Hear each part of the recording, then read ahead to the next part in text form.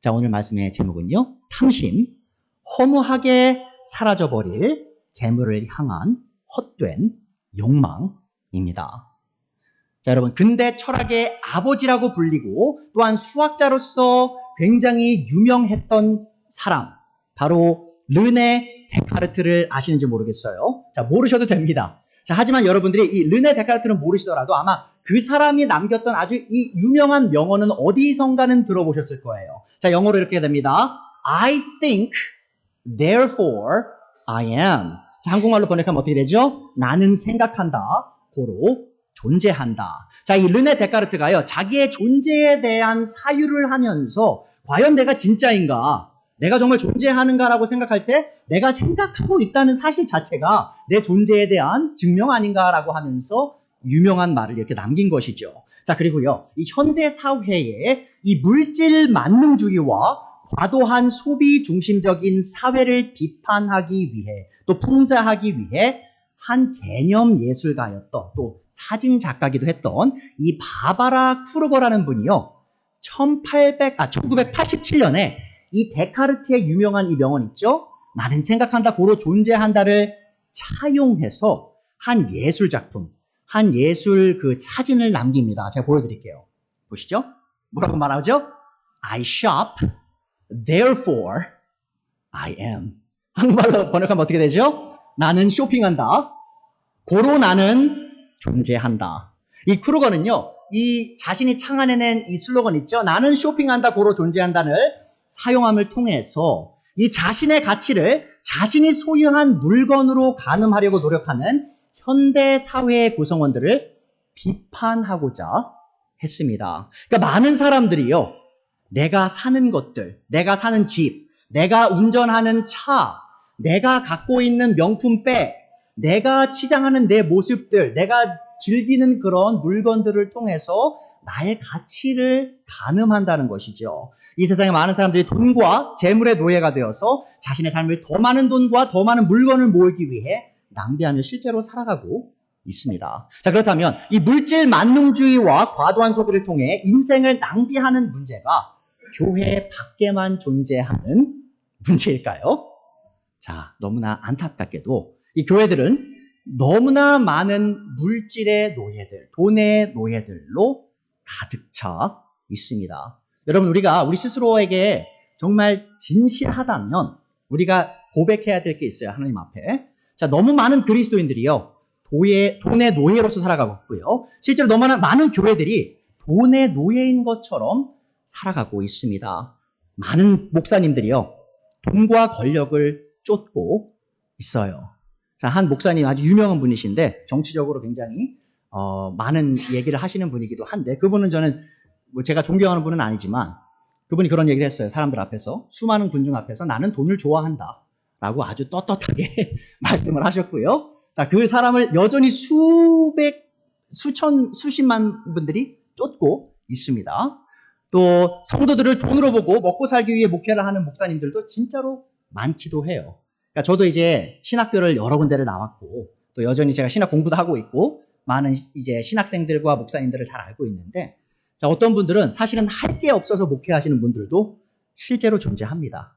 왜냐하면 먹고 살기 위해 그 일을 선택하신 분들이 분명히 있다는 것이죠.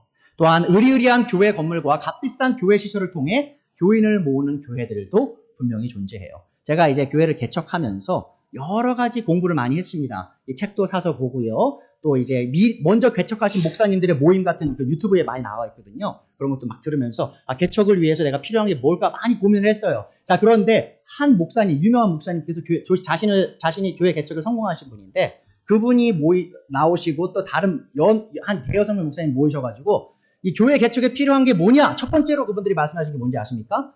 바로 LED 그 전광판이에요. 교회 개척하려면 교회 내에 LED 전광판이 무조건 있어야 된다. 그러지 않으면 사람들이 잘 모이지 않는다라는 결론을 처음에 내시는 걸 보면서 제가 경악을 했습니다. 아니, 교회를 세우기 위해서 가장 먼저 필요한 게 LED 전광판이라고요? 물론 있으면 좋겠죠. 있으면 좋죠. 자, 그런데 그게 첫 번째로 우리가 교회 개척을 하면서 고민해야 되는 것인가? 너무 물질 중심적인 교회 개척이 아닌가라는 생각을 했습니다. 또한 자신 혹은 자식이 더 나은 대학교에 들어가길 바라는 마음으로, 혹은 더 나은 직장을 얻길 바라는 마음으로, 혹은 더 부자인 배우자를 만나기 위한 그런 원함을 가지시고 새벽 예배 열심히 나오시고 또 작정 기도를 하는 교인들도 많이 있어요. 자, 이런 모습들이에요, 여러분. 하나님을 위해서 기도하는 게 아니에요. 하나님의 뜻이 이루어지기 위해 기도하는 게 아니라 내 원함, 내가 더 많은 돈을 벌고 더 나은 삶을 살기 위해서 애간장을 태우면서 기도하는 그 모습, 하나님 보실 때요, 돈의 노예가 되어서 살아가는 모습입니다. 자, 그렇다면 이 교회들에 왜 돈의 노예가 된 채 살아가는 사람들이 이렇게 많이 있는 것일까요? 자, 그것은 그들이 돈에 대한 끝없는 탐심을 갖고 있기 때문이고, 자, 그들이 아직 돈을 향한 탐심의 위험성을 인식하지 못하고 있기 때문입니다. 자, 그들은 남들도 다 이렇게 사는데 돈을 위해 사는 게 대체 뭐가 그렇게 큰 문제인가라고 생각하면서 아무런 그런 두려움 없이 여전히 오늘도 돈을 쫓고 살아가고 있다는 것이죠. 자, 그러나 하나님께서는 이러한 사람들을 어리석은 사람이라 부르시고 그들이 돈을 향한 탐심으로부터 해방되어 지혜를 얻기를 바라십니다. 자, 오늘 본문 다시 보시면요, 잠언 23장 4절 5절이죠. 부자가 되려고 애쓰지 말고 그런 생각을 끊어버릴 슬기를 가져라. 그러니까 지혜가 뭡니까? 부자가 되기를 노력하는 게 아니에요. 돈을 쫓는 삶이 아니라는 겁니다. 왜죠? 한순간에 없어질 재물을 주목하지 말아야 합니다.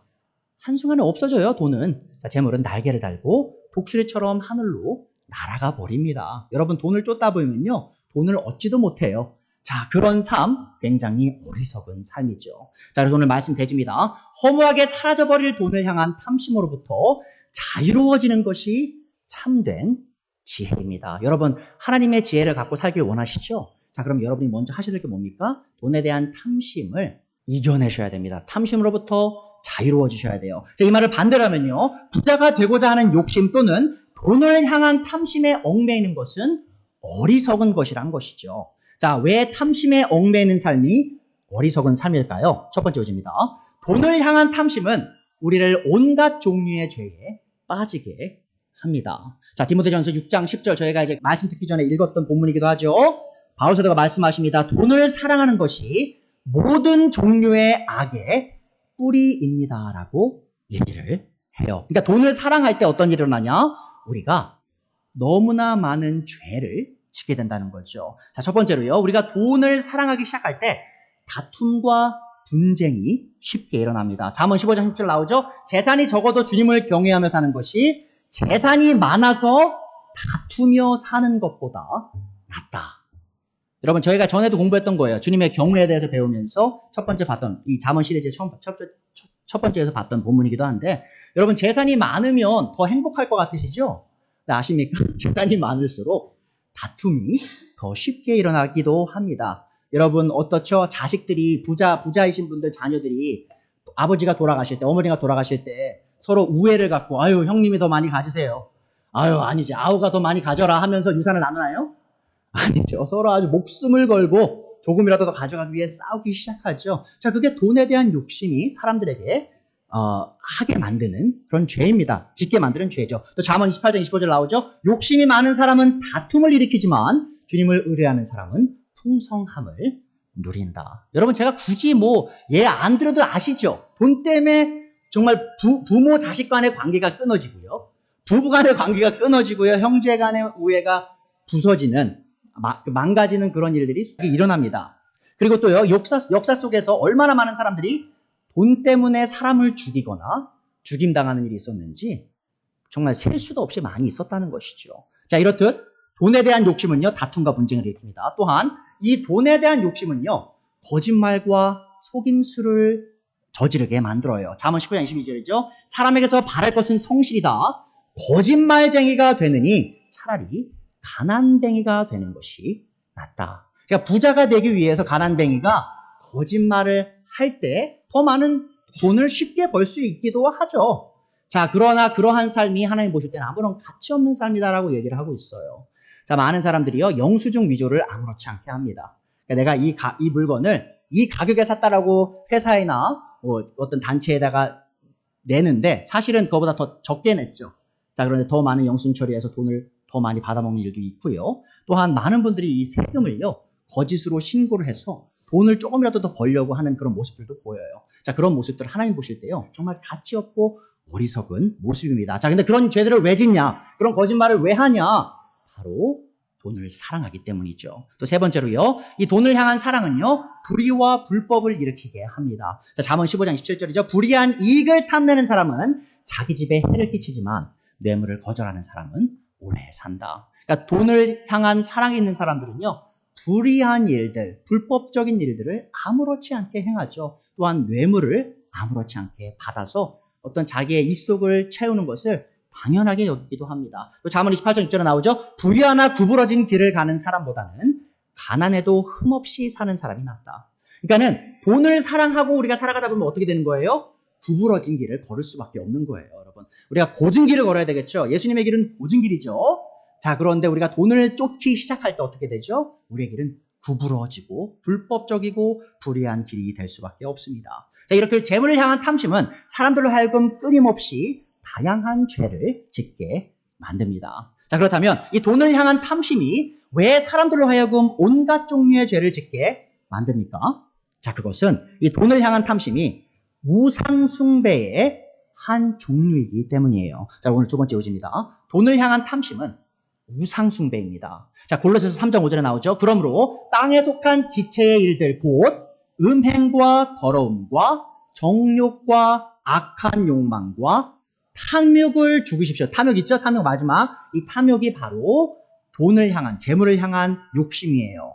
자, 그런데 바울 사도가 여러 가지 죄악에 대해서 설명을 하면서 마지막으로 특히 이 탐욕에 대해서 강조합니다. 그러면서 어떻게 마치죠? 골로새 3장 5절을 탐욕은 뭐예요? 우상숭배입니다. Covetousness, greed is idolatry라고 말하고 있어요. 자, 그러면 우상숭배는 뭐죠? 자, 우상숭배는요, 하나님 이외의 존재에게 경배하는 걸 말해요. 그러니까는 우상숭배는요, 이 믿음과 충성 그리고 사랑을 받으시기에 합당한 하나님 이외의 존재에게 우리의 믿음과 충성과 사랑을 바치는 행위를 의미합니다. 자, 그리고 이 하나님의 피조물인 사람이 하나님이 아닌 존재에게 믿음과 충성과 사랑을 바칠 때 그의 삶은 온갖 종류의 죄악으로 가득 찰 수밖에 없다는 겁니다. 여러분이 제가 시간이 관계상 다 보여드리지 못하지만 로마서 제가 공부했을 때 로마서 1장 후반부에 제가 이 인간이 얼마나 부패했는지 하나님 앞에서 설명한 적이 있어요. 성적으로 부패했고요. 눈이 어두워져서 어리석어졌고요. 또한 동성연애도 나오고 정말 온갖 종류의 죄를 다 짓는데 그것에 대한 근본적인 이유를 바울은 이렇게 얘기합니다.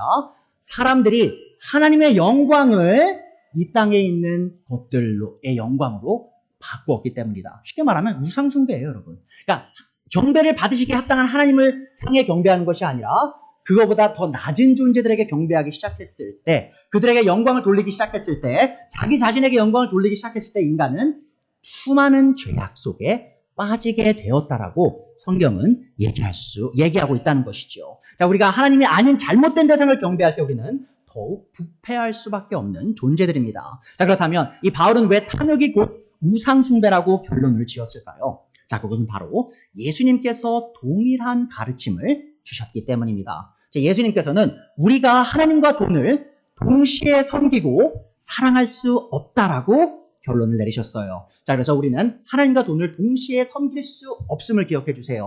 마태복음 6장 24절입니다. 아무도 두 주인을 섬기지 못한다.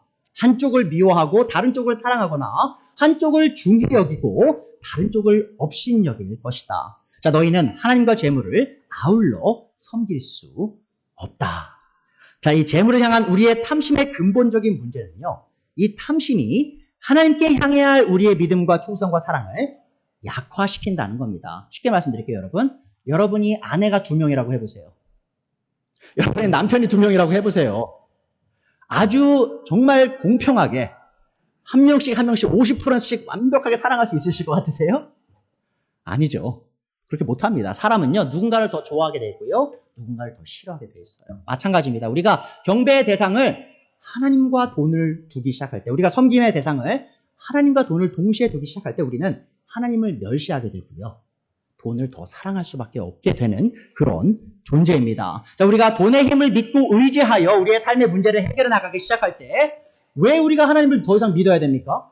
돈 믿고 살면 되지. 돈 더 열심히 벌어서 돈이 가진 권력을 이용해서 내 문제를 해결해 나가면 되지. 뭐하러 하나님을 믿어요? 그렇죠? 자, 우리가 넉넉한 노후 자금을 마련하여 철저하게 미래를 준비할 수 있다면, 자, 우리가 하나님을 의지할 필요가 어디에 있습니까? 자, 우리가 더 큰 집과 더 멋진 자동차, 더 고급진 명품을 가져야만 만족하고 기뻐할 수 있다면, 우리가 뭐하러 하나님 한 분만으로 만족하려고 노력을 할 필요가 있냐라는 것이죠. 하나님은 우리의 만족의 근원이 되실 필요가 없습니다. 왜죠? 돈을 통해 내가 좋아하는 거 사서 그걸로 기뻐하고 만족하면 되기 때문이죠. 자, 보시죠. 왜 이게 욕심이, 이 탐욕이 우상숭배가 되는지. 그러니까 이 돈을 향한 탐욕이 어떤 일을 하냐?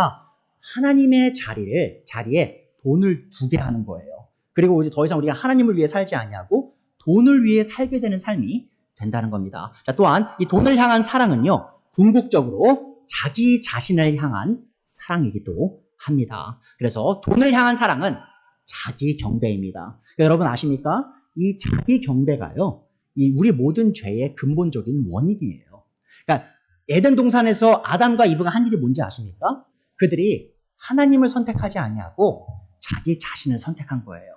그러니까 하나님의 그 권력과 하나님의 그 통치를 더 이상 선택하지 않고요, 내 스스로 내 삶을 설계해 나가겠다. 내 삶에 내가 중심이 되겠다. 내 삶의 결정들을 내 마음대로 해 나가겠다라는 자기 경배를 그 근본적인 생각을 갖고 그 생각으로 죄를 진 겁니다. 하나님께 불순종을 하고요, 반란을 일으킨 거예요. 자, 그러하기에 이 돈을 향한 탐심 또한 자기 경배임을 기억해 주세요. 이 돈을 하나님보다 더 사랑하는 사람은 자기 자신을 하나님보다 더 소중히 여기는 사람입니다.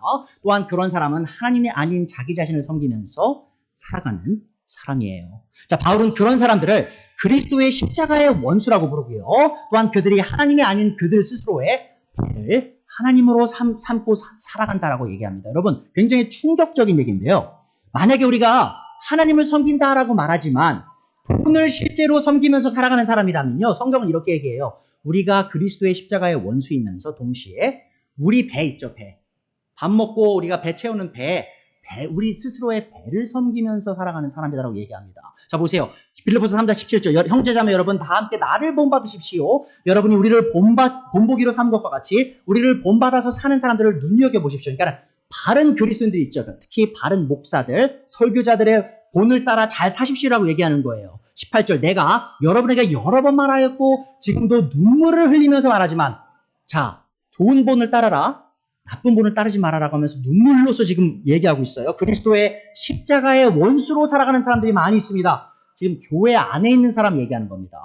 자, 십자가의 원수로 살아가고 있어요. 그들이 왜 그럴까요? 19절. 그들의 마지막은 멸망입니다. 왜죠? 그들은 자신의 배를 자기네 하나님으로 삼고 자기네 수치의 영광으로 삼고 땅의 것만을 생각합니다. 그러니까 여러분, 빌립보 도시에 있죠. 1세기 기독교 이 교회 안에요, 실제로 거짓 교사들이 있었습니다. 그들은요, 바울 사도가 거짓 교사라고 거짓말을 하면서 자신들을 따르라고 빌립보 성도들에게 얘기했어요. 자, 근데 그들은요, 바울과 같이 하나님을 향해 열정 있는 사람들이 아니었어요.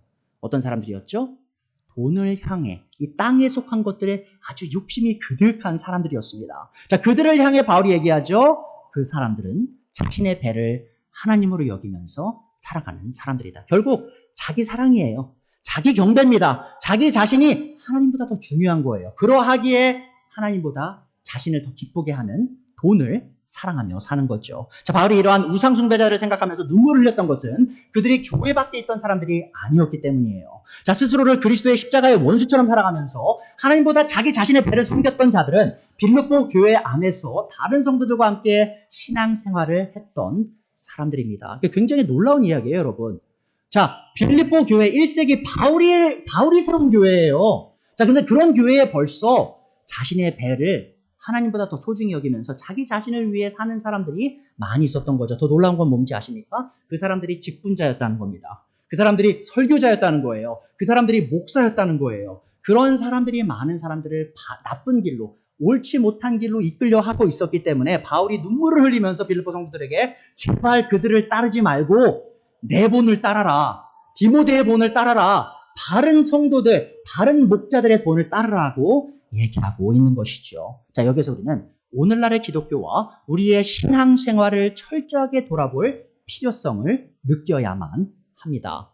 여러분, 오늘날에도 교회 내 수많은 사람들이 그리스도의 십자가의 원수로서 살아가고 있으면서 스스로가 하나님을 섬기고 있다고 착각하는 사람들이 정말 많이 있습니다. 자, 그들이 하나님을 믿는 궁극적인 이유는 하나님의 영광이 아니에요. 자, 근데 그들은 입으로는 항상 하나님의 영광을 얘기해요. 모든 것이 하나님의 영광이죠. 자, 모든 것이 하나님의 은혜죠라고 말은 하지만, 찬양은 하지만 그들의 삶을 깊이 들여다보면 그들의 하나님은 하늘에 계신 우리 아버지가 아니에요. 누구죠? 자신의 배죠. 자신의 은행 어카운트죠. 자신의 집이죠. 자신의 차죠. 자신의 자식의 에듀케이션, 교육 받는 거죠. 세상에서 사람들이 나를 인정해 주는 거죠. 자, 그런 것들을 이 하나님이라는 이름, 예수님이라는 이름으로 포장을 해서 자기 입속을 차리는 사람들이 교회 안에 너무나 많다는 것입니다. 여러분, 단순히 목사들만의 문제가 아니에요. 직분자들의 문제만이 아니에요. 많은 성도들이요, 교회에서 열심히 섬깁니다. 새벽 예배 열심히 참여해요. 열심히 헌금해요. 열심히 봉사해요. 자, 그런데 왜 그렇게 하십니까? 물으면 어떻게 대답하죠? 내 자식 잘 되게 하려고. 내 남편 사업 잘 되게 하려고요. 내 건강 좋게 하려고요. 자, 모든 것이 다 뭐예요? 다 땅에 속한 거예요. 여러분, 땅에 속한 거 기도하셔도 됩니다. 일용할 양식을 위해서 기도하셔야 돼요. 제가 오늘 설교 마지막에 어떻게 기도해야 되는지 분명히 보여드릴 거예요. 성도로서. 자, 기도하셔도 괜찮아요. 자, 그런데 성도님들, 교인들의 기도 제목을 이렇게 들여다보면 99%가 다 땅에 속한 기도예요. 이 땅에서 복 받는 것, 이 땅에서 잘 되는 것. 뭔가 문제가 있습니다. 어떤 문제죠? 하나님을 섬긴다고 말은 하지만, 겉으로 볼 때 열심히 하는 것 같아 보이지만, 결국은 자기 배를 섬기는 우상숭배에 빠져 있다라는 것이죠. 자, 이들은 정말 열심히 하지만, 그것에 대한 목적이 뭐예요? 만사형통이죠. 하나님 왜 믿어요? 만사형통하려고요. 모든 것이 다 잘 돼야 되겠죠. 하지만 성경이 가르치는 그리스도인 삶은 뭐죠? 여러분, 성경이 우리에게 제시하는 구원자는 누구십니까? 우리의 주인은 누구세요? 예수님이시죠. 자, 예수님이 만사형통하는 삶 사셨나요? 이 땅에서? 사람들에게 비난받고요, 손가락질 받고요, 결국은 십자가에서 발가벗기셔서 수치를 당하시고, 침뱉음을 받으시고, 그 채찍을 받으시고, 가시면류관을 쓰시고 십자가에 못 박혀 돌아가신 분 예수님 아닙니까? 자, 기독교의 중심에 그런 예수님이 계신데 왜 우리는 계속 만사형통만 외치고 있는 거죠? 여러분, 예수님의 제자가 몇 명이었죠? 12명이었어요. 그 중에 한 명, 유다는요, 돈을 사랑해서 멸망했습니다. 자, 그 나머지 11명의 제자, 삶을 어떻게 마감했죠? 요한 사도 빼고 10명의 제자는요, 다 순교를 했다라고 교회사는 기록을 합니다. 자, 그리고 혹자는 바울 사도가 12번째 사도가 되었다고 말하기도 하죠. 그런데 바울 사도는 어떻게 죽었을까요? 정말 고생하다가, 예수님 섬기면서 고생하다가 목 잘려 죽었습니다. 자, 예수님의 제자들이요, 다 그렇게 비참하게 살았어요. 만사형통인가요? 아니죠. 자, 우리는 그 사람들이 쓴 신약 성경을 읽어요, 매일. 여러분, 로마서 읽죠? 그래서 사도행전 읽죠? 마태복음, 마가복음, 누가복음, 요한복음 읽죠? 자, 이 모든 책들이요, 누구에 쓰여진 거예요? 핍박받고 순교한 사람들이 쓴 책이에요. 자, 그 책을 매일 보면서도 우리는 끊임없이 만사형통만 외쳐요. 뭐가 문제가 있죠? 기독교의 정수를 모른 채 잘못된 방향으로 가고 있는 겁니다. 자, 바울은 이러한 거짓 신자들을 하나님보다 자신의 배를 섬기는 우상숭배자요, 십자가의 진리와는 반대 삶을 사는 그리스도의 십자가의 원수들이라고 부릅니다. 여러분, 저는요, 지금 여러분에게 우리 교회 밖에 다른 분들 손가락질하고 판단하세요라고 말씀드리는 게 아니에요. 혹시라도 여러분이 하나님이 아닌 여러분의 성공, 여러분의 배를 채우기 위한 마음을 갖고 교회에 나오신다면 이 시간 철저하게 회개하셔야 됩니다. 저 또한 목사로서 제가 여러분을 섬기는 이유가 여러분을 통해서 하나님이 나에게 더 많은 돈을 주시고 우리 가족이 더 잘 먹고 잘 살게 하는 거라고 생각을 한다면 저도 철저하게 돌이켜야 되겠죠. 그런 생각을 갖지 않기 위해 부단히 노력해야 되겠죠. 우리 모두가 우리 자신을 돌아보는 삶을 살아야 돼요. 지금 왜 우리가 열심히 살아가는가, 왜 돈을 벌고 있는가, 왜 신앙생활을 하는가를 철저히 돌이킬 필요가 있습니다. 자, 그리고 하나님보다 돈을 더 신뢰하고 사랑하는 사람들의 결말은 언제나 파국으로 끝남을 기억해 주세요. 세 번째 오지입니다. 돈을 향한 탐심은 믿음에서 파선하게 합니다. 자, 우리는 이미 돈을 향한 탐욕이 곧 우상숭배임을 배웠습니다. 자, 그렇다면 하나님보다 돈을 더 사랑하는 우상숭배자들이 맞이할 결말은 무엇일까요? 자, 골로새서 3장 5절 이미 봤죠? 그러므로 땅에 속한 지체들의 일들 곧 음행과 더러움과 정욕과 악한 욕망과 탐욕을 죽이십시오. 왜죠? 탐욕은 우상숭배입니다. 자, 그런데 이 탐욕을 부리고 우상숭배를 저지르면서 사는 사람들의 결말이 뭐죠? 6절. 이런 것들 때문에 순종하지 않는 자들에게 하나님의 진노가 내립니다. 자, 우리가 음행, 더러움, 정욕, 악한 욕망 그리고 특히 물질을 향한 탐욕을 가볍게 여기지 말아야 될 이유는 이러한 죄악들이 하나님의 진노의 심판에 처할 사람들이 짓는 죄들이기 때문이에요. 자, 많은 그리스도인들이 더 나은 집, 더 좋은 차, 더 비싸고 좋은 명품백, 더 좋은 최신 컴퓨터나 핸드폰을 갈망하는 것을 대수롭지 않은 일로 여깁니다. 자, 물론 그리스도인도 좋은 집에 살 수 있고요. 좋은 차를 몰 수 있습니다. 그리스도인도 좋은 백 들 수 있어요, 여러분. 그리스도인도 좋은 컴퓨터나 핸드폰 쓸 수 있습니다. 자, 근데 문제가 여기 있어요. 자, 그런데 하나님이 이미 우리의 필요를 다 채우셨어요.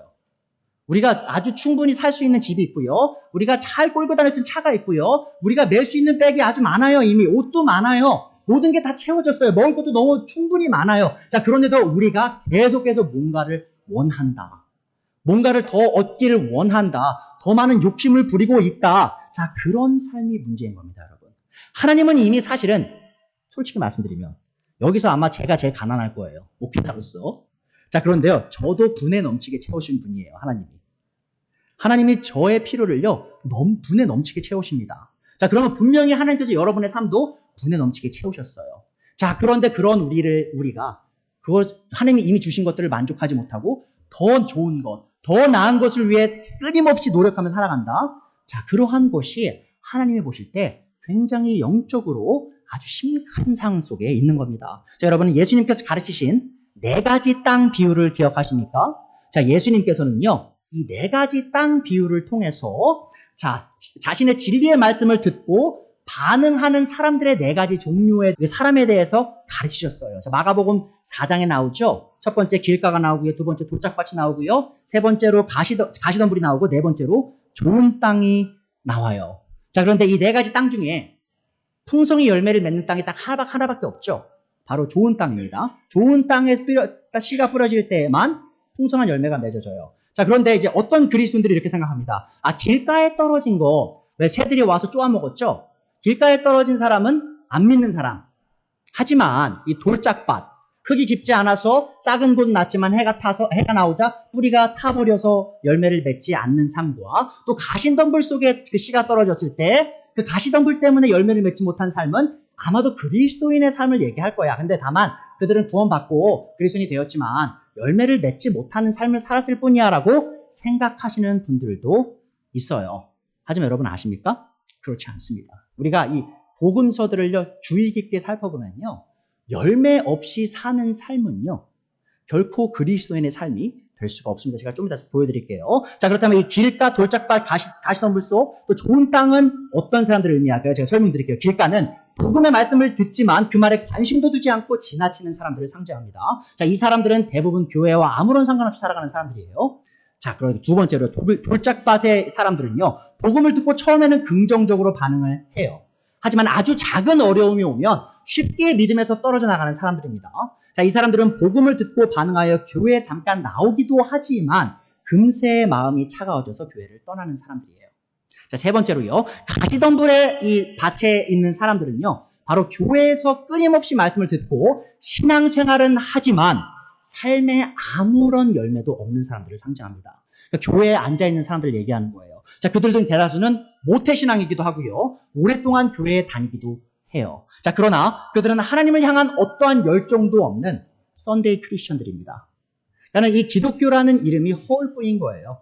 그냥 어디 가서 종교가 뭡니까 하면 기독교, 크리스티애니티라고 쓸 뿐이지 삶 속에서 그리스도인으로서 전혀 살아가지 않는 사람들, 그런 사람들을 얘기하는 겁니다. 자, 그리고 좋은 땅은요, 복음을 듣고 기쁨으로 반응하고 교회 안에서 신앙생활을 계속하면서 끊임없이 열매를 맺는 참된 성도를 의미하죠. 그런데 여러분 저는 여기서 세 번째 땅 있죠. 가시덤불밭 땅을 좀 집중하고 싶어요. 그러면 왜 대체 이 가시덤불밭에 떨어진 씨는 열매를 맺지 못했을까? 예수님께서 직접 그 이유를 설명하십니다. 자, 재물을 향한 욕심은요, 열매 없는 삶을 살아가게 합니다. 마가복음 14장 18절 보세요. 예수님 설명하십니다. 가시덤불 속에 뿌려지는 것들이란 달리 이런 사람들을 가리키는데 그들은 말씀을 듣기는 하지만 자, 교회 안에 있어요. 하나님 말씀 계속 들어요. 자, 그런데 문제가 뭡니까? 19절. 세상의 염려와 재물의 유혹과 그 밖에 다른 일에 욕심이 들어와 말씀을 막아서 열매를 맺지 못한다. 보세요. 말씀을 듣냐 안 듣냐의 문제가 아니에요. 말씀은 듣지만 열매를 맺을 수가 없어요. 왜요? 세상의 염려, 재물의 유혹, 그 밖에 땅에 속한 건 욕심이 마음에 가득하기 때문에 그 가시덤불과 같은 마음 속에 하나님의 말씀이 들어와서 심기고 열매를 맺을 수가 없는 거예요. 여러분, 제가 솔직히 말씀드릴게요. 요즘 세상 참 살기 쉽지 않습니다. 그렇죠? 특히 한국에서 살아가고 있는 분들, 젊은 분들, 연로하신 분들 모두가 다 정말 힘들어요. 집값도 너무 많이 올랐고요. 취업률도 너무 낮죠. 정말 그것이 사실이에요. 젊은이뿐만 아니고요. 은퇴할 나이가 된 중년분들, 또 노년분들, 이미 은퇴한 노년분들도 사실 노후를 준비하지 못한 채 살아가시는 분들도 많이 있습니다. 어려운 상황인 거 저도 잘 알아요. 자, 그리고요. 이 현실에 맞서 살아가는 그리스도인들이 고군분투하고 있다는 사실 또한 저도 안타깝게 느끼고 잘 이해하고 있습니다. 자, 그러나 자, 우리가 그리스도인으로서 잊지 말아야 될 아주 중요한 사실이 있습니다. 자, 경기가 좋지 못하고 경제적으로 쪼들리는 상황에서 살아간다는 사실이 우리로 하여금 미래를 염려하게 하고 돈을 벌기 위해 하나님을 향한 우리의 믿음을 저버리는 핑계가 될 수 없다는 거예요. 여러분 보세요. 지금 이 가시덤불 바친 사람, 지금 세상을 향한 걱정, 이 돈에 대한 욕심, 미래에 대한 근심으로 가득 차 있죠. 자, 그런데 그런 삶이 어떤 삶이에요? 아무런 열매도 맺지 못하는 그런 삶이다. 예수님께서 지금 경고하시는 거예요. 이런 사람들 어떤 사람들이냐? 이 좋은 직장을 얻기 힘들기 때문에 주일에 교회에서 하나님을 경배하는 것을 포기하고요. 취업 준비를 하는 사람들, 그런 사람들이요. 가시덤불 땅의 삶을 살아가는 사람들입니다. 또 직장에서 승진하기 위해 돈을 조금 더 벌기 위해 혹은 더 나은 매출을 얻기 위해 주일에 하나님을 경배하기에 노력하기보다는 직장 업무를 보고 자신의 사업장의 문을 열고 있는 사람들이요. 가시덤불 밭에 살아가는 사람들입니다.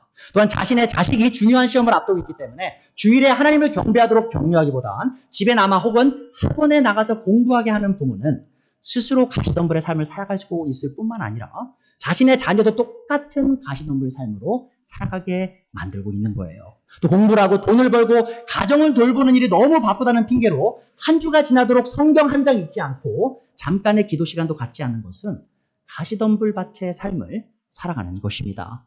자, 자기 자신과 자신의 가족의 안위를 위해서 열심히 일하고 자신의 쇼핑과 취미생활, 휴가에는 아낌없이 돈을 쓰지만 자신의 돈을 하나님의 일을 위해 쓰기는 정말 아까워하고요. 주위의 어려움 속에 있는 이웃들을 위해 쓰려는 생각조차 하지 않는 삶, 그 삶이 바로 가시덤불 밭의 삶을 살아가는 것입니다. 그러니까 여러분, 내가 가시덤불 밭의 삶을 살고 있냐 아니냐는요, 아주 쉽게 구분할 수 있어요. 어떻게 하는지 아십니까? 여러분 매달 카드 쓰시면 카드 명세서 나오죠? 여러분 뱅크 스테이트먼트 나오죠? 그거 한번 보세요. 내가 돈을 어디에 쓰고 있는가? 내가 돈을 쓰는 것이 나의 만족, 나의 기쁨, 우리 가족만을 위해서 쓰고 있는가? 아니면 내가 내 돈을 주님의 일을 위해서 또 불쌍한 사람들을 위해서 정말 최선을 다해서 돕고 있는가? 제가 지금 여러분에게 여러분 버는 돈 다 교회해 주세요. 불쌍한 사람들, 그 말이 아니에요. 그 말이 아니라 여러분을 위해 쓰셔야 됩니다. 여러분 가족을 위해 쓰셔야 돼요. 자, 그런데 내가 쓰는 돈들이 정말 다 나만을 위한 거다. 내 가족만을 위해서 철저하게 쓰이고 있다. 자, 그럼 뭔가 문제가 있는 거예요, 여러분. 왜죠? 예수님께서 이렇게 말씀하셨어요. 너의 보물이 있는 곳에 너의 마음도 있다. 그러니까 여러분이 가장 소중하게 여기는 그런 돈 있죠? 돈이 어떻게 사용되는지가 여러분의 마음이 어디에 있는지를 드러낸다는 거예요. 자, 그러하기에 우리가 이런 부분들을 정말 신중하게 생각하고요. 두렵게 바라볼 필요가 있는 겁니다. 자, 이렇게 세상과 재물을 향해 끝없이 욕심을 내지만 하나님을 향해 인색한 사람들은 열매 없는 가시덤불 밭의 삶을 살아가는 사람들이고 결국은 비참한 최후를 맞이할 수밖에 없습니다. 자, 그래서 열매 없는 삶은 멸망과 파멸에 처한다라고 성경은 경고해요. 자, 교회 안에 있는 수많은 사람들이 하나님을 향한 열매를 맺지 못하는 삶을 살아가면서도 이 일에 대해서 대수롭지 않게 생각합니다. 자, 교회를 다니는 대다수의 사람들도 다 나처럼 살아가고 있는데 열매 맺지 못하는 것이 뭐가 그렇게 잘못된 거냐? 뭐가 그렇게 문제가 있냐? 저 집사님도 그렇게 살고, 저 권사님도 저렇게 살고, 심지어 저 장로님도, 저 목사도 저러고 사는데, 자기 욕심을 따라 사는데, 그게 뭐가 문제입니까? 라고 생각하실 수도 있어요. 자, 그러나 우리의 열매 없는 삶을 우리가 결코 가볍게 여겨서 안 되는 이유는 바로 이 열매 없이 사는 이 가시덤불의 밭은요, 그리스도인이 아니에요. 결국 멸망할 수밖에 없는 비신자의 삶이기 때문입니다. 이 예수님의 네 가지 땅 비유에서 가시덤불밭이 구원은 받았지만 열매가 부족한 그리스도인을 상징한다고 이해하는 성도님들은요, 지금 뭔가를 놓치고 있는 거예요. 자, 왜 그러냐? 바로 예수님께서요, 여러분, 복음서에서 끊임없이 반복하면서 가르치는 진리가 하나 있습니다. 그게 뭐냐? 열매 없는 삶은요, 멸망하는 삶이라고 끊임없이 반복하면서 말씀하셨어요. 예수님은 말씀하신 게 아니죠. 자, 침례자 요한도 이렇게 말했습니다. 마태복음 3장 10절. 도끼를 이미 나무 뿌리에 갖다 놓았으니 좋은 열매를 맺지 않는 나무는 다 찍어서 어디에 던져요? 불 속에 던질 것이다. 자, 요한이요, 유대인들에게 눈을 바라보면서 너희가 회개해야 된다. 너희 죄로부터 돌이켜야 된다. 너희가 그 회개의 열매를 맺지 않으면 하나님께서 너희를 찍어서 불 속에 다 던지실 거다라고 경고했어요. 요한뿐만이 아니죠. 예수님께서 마태복음 7장에서 말씀하십니다. 18절. 좋은 나무가 나쁜 열매를 맺을 수 없고 나쁜 나무가 좋은 열매를 맺을 수 없다. 좋은 열매를 맺지 않는 나무는 찍어서 어디에 던져요? 다시 불 속에 던진다. 그러므로 너희는 그 열매를 보고 그 사람들을 알아야 한다. 보세요. 예수님이 경고하시잖아요. 열매 맺지 않는 삶은요, 멸망하는 삶이에요, 여러분. 참된 그리스도인은요, 물론 사람마다 정도의 차이가 있지만 분명히 열매를 맺으면서 살아갑니다. 하지만 믿음이 있는 것처럼 겉으로는 보이나 참된 믿음이 없는 사람은요, 결국 열매를 맺지 못하고요, 찍어져서 불 속에 던져질 수밖에 없다는 것이죠. 자, 여기서 우리 모두는 우리의 삶의 열매와 구원의 상관관계에 대해서 정확히 이해할 필요가 있습니다. 그러니까 제가 지금 여러분 오해하시면 안 돼요. 제가 지금 조영희 목사가 이렇게 말씀드리는 게 아니에요. 여러분, 열매 많이 맺으셔서 구원받으세요라고 말씀드리는 게 아니에요. 열심히 선행하셔서 불쌍한 사람 많이 도우셔서 헌금 많이 해서 봉사 열심히 하셔서 구원받으세요라고 말씀드리는 게 아니에요. 예수님 말씀 다시 보세요. 뭐라고 말씀하셨습니까? 좋은 나무가 나쁜 열매를 맺을 수 없고 나쁜 나무가 좋은 열매를 맺을 수 없어요. 그러니까 여러분, 열매의 결말을 맺는 근본적인 이유가 뭐죠? 바로 뿌리죠. 뿌리가 좋으면 좋은 열매를 맺게 되고요. 뿌리가 나쁘면 나쁜 열매를 맺는 거예요.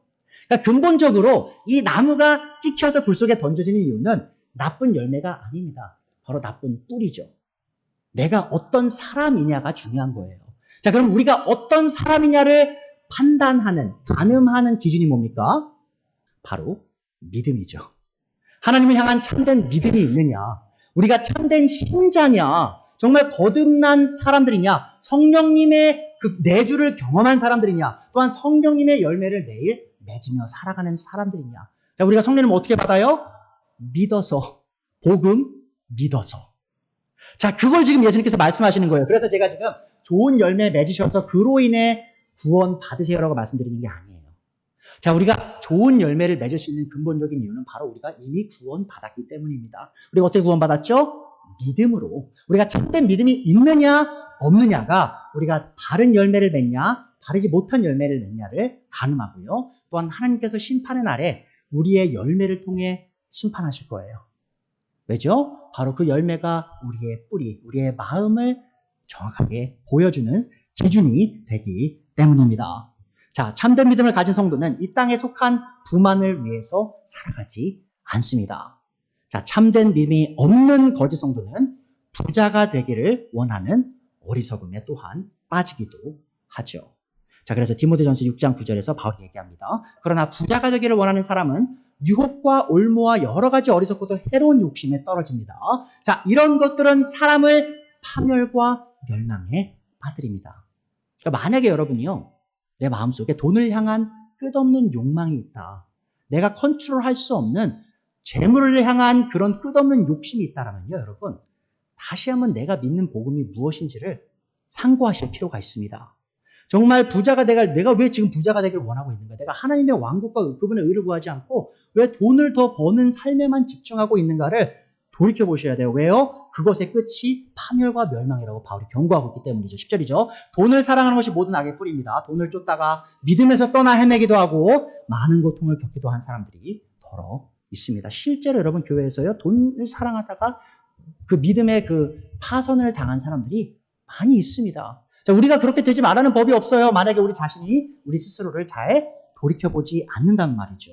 자, 지금까지 우리는 이 탐심에 사로잡힌 어리석은 사람이 어떻게 살아가고 어떤 결말을 맞이하게 되는지 심도 있게 배웠습니다. 자, 그렇다면 이제부터 저희가 좀 긍정적인 부분 보죠. 자, 그러면 이 돈을 향한 탐심으로부터 자유를 얻은 지혜자의 삶은 어떤 모습일까요? 자, 지금부터 우리가 이 참된 믿음을 가진 성도로서 이 땅에서 살아가면서 재물을 어떻게 다루어야 하는지를 간단히 살펴보고요. 오늘 말씀 마치도록 하겠습니다. 자, 첫 번째로요. 우리는 재물에 소망을 두지 않고 바로 하나님께만 소망을 두고 살아야 합니다. 그러니까 여러분이요, 부자이실 수도 있어요. 부자 자체가 문제는 아닙니다. 자, 그리고 가난하실 수도 있어요, 남들보다. 자, 그것도 문제 아니에요. 자, 그러나 부자든 가난한 사람이든 우리의 소망은 절대로 돈에 있으면 안 됩니다. 어디에 있어야 되죠? 하나님께만 있어야죠. 디모데전서 6장 17절이죠. 그대는 이 세상의 부자들에게 명령하여 교만해지지 말고 덧없는 재물에 소망을 두지도 말고 오직 우리에게 모든 것을 풍성해 주셔서 즐기게 하시는 하나님께 소망을 두라고 하십시오. 여러분, 부자들이라고만 해서 돈을 사랑하는 게 아니에요. 가난하신 분들도 돈 사랑하시는 분 정말 많습니다. 정말 뭐가 찢어지게 가난한데 사람들이 그렇게 생각해요. 아, 저랑 가난하니까 돈 욕심 없을 거라 생각하시는데 아니에요. 돈을 향한 그 불타는 열망을 가진 가난한 분들도 굉장히 많아요. 자, 그런 분들도 들어야 되겠죠? 돈에 소망 두시면 안 됩니다.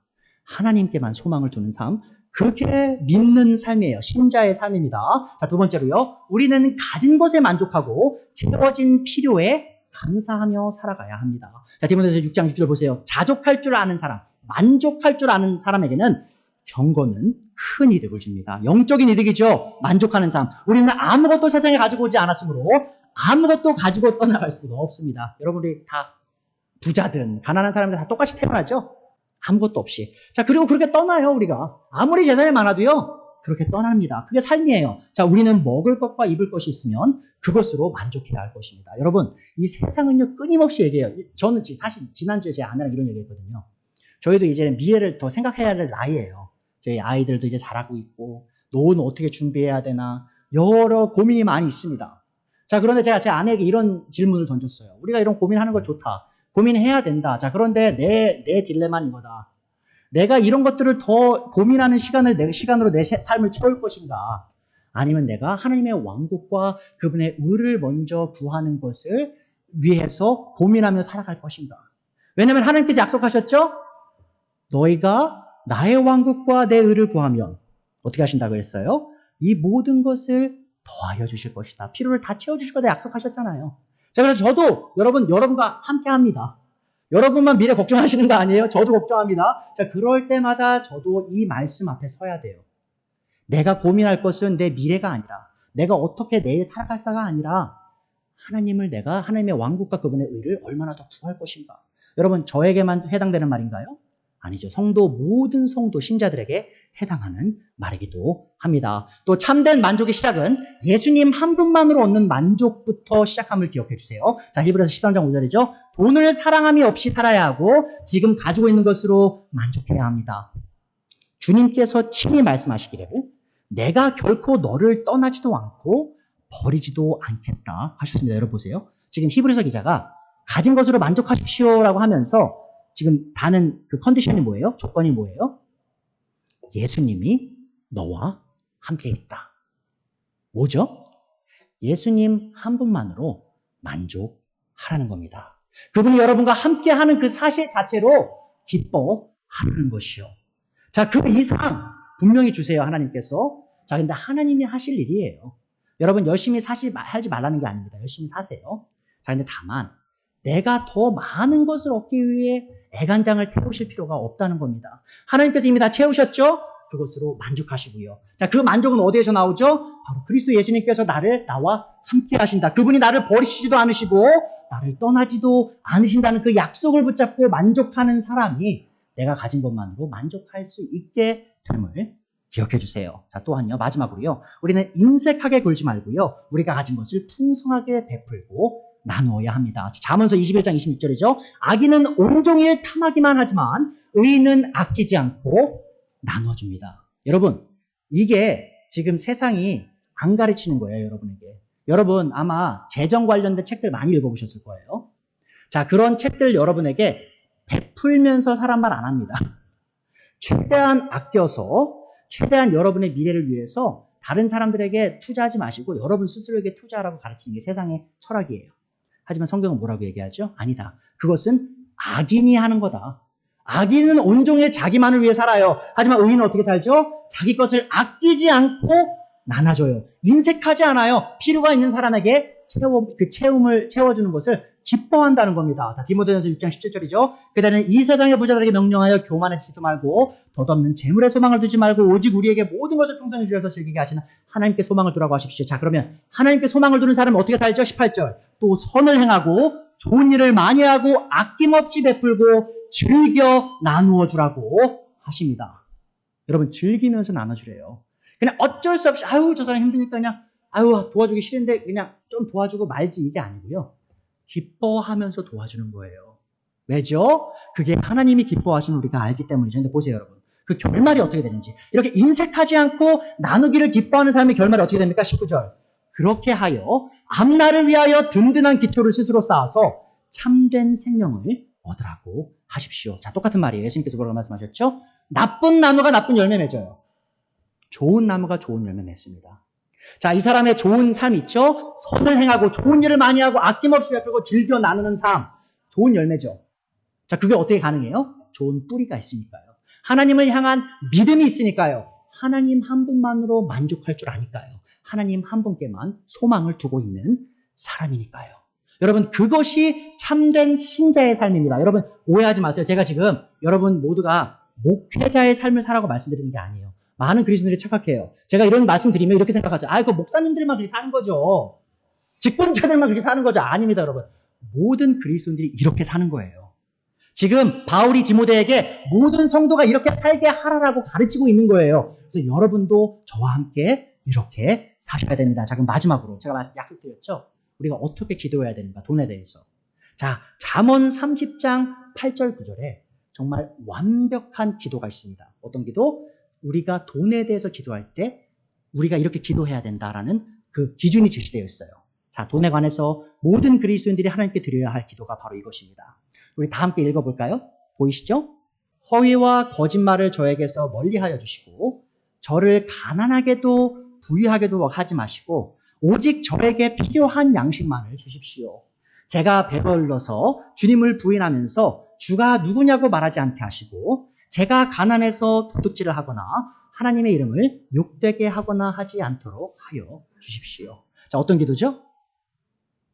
나를 부하게도 마시고 또 나를 너무 가난하게도 마시고 그냥 매일의 필요를 채워 주십시오. 제 삶의 중심이 주님을 향한 경외가 되게 하여 주십시오. 제 소망이 돈에 있게 하지 마시고 주님께 있게 하여 주십시오. 여러분, 그게 신약 성경에 어떻게 나옵니까? 예수님, 우리가 주기도문 예배 시작하면서 외웠죠? 일용할 양식을 주옵시고. 뭡니까? 오늘 하루 필요한 빵을 주십시오. 여러분, 그리스도인의 삶은요, 그것으로 만족하는 삶입니다. 하나님이 분명히 그 이상 주세요. 여러분, 저에게 말씀하실 수 있을 겁니다. 각각 개인이. 하나님이 여러분에게 일용할 양식 이상을 채우셨음을 저는 알아요. 자, 그래도 우리가 참된 그리스도인으로서 만족해야 될 게 뭐예요? 이미 채워진 그것, 만족된 그것만으로 감사하고 기뻐하고 그것으로 인해 하나님께 영광을 돌리는 삶입니다. 그래서 여러분, 혹시라도 돈에 대한 욕심이 생기실 때 기도하셔야 되잖아요. 자, 그러면 잠언 30장으로 가십시오. 8절과 9절을 펴시고요. 이 구절을 하나님께 기도하세요. 여러분의 온 마음을 담아서 기도하세요. 그럼 하나님께서 여러분의 기도 분명히 응답하실 겁니다. 자, 다 같이 기도하죠.